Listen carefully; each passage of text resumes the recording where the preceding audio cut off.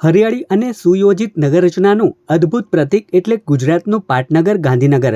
આજે આ શહેર માત્ર વહીવટી કેન્દ્ર પૂરતું સીમિત ન રહેતા ગિફ્ટ સિટી, મહાત્મા મંદિર અને વિશ્વસ્તરીય સંસ્થાઓ થકી વૈશ્વિક ઇનોવેશન હબ તરીકે ઉભરી આવ્યું છે।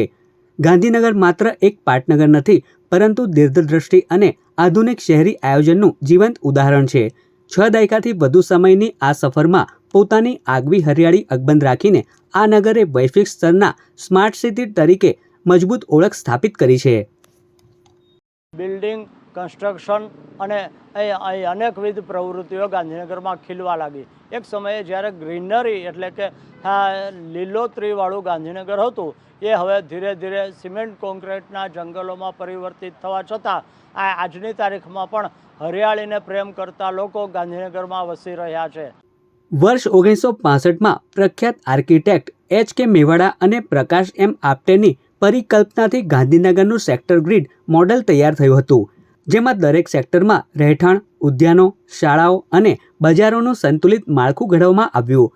અડાલજ અને અંબાપુર વાવ જેવા ઐતિહાસિક વારસાની સાથે IIT, NID અને નેશનલ ફોરેન્સિક સાયન્સીસ યુનિવર્સિટી જેવી સંસ્થાઓ થકી આ શહેર દેશનું અગ્રણી એજ્યુકેશન હબ પણ બન્યું છે।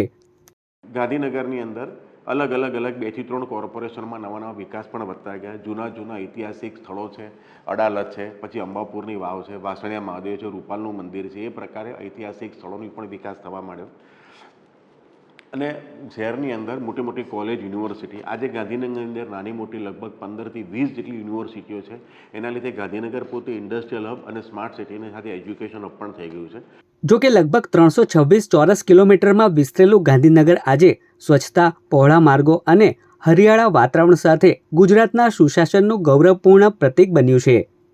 આયોજનબદ્ધ વિકાસ અને ઉત્કૃષ્ટ નાગરિક સુવિધાઓનો આ સમન્વય ભવિષ્યની પેઢીઓ માટે સદાય પ્રેરણાદાયી રહેશે।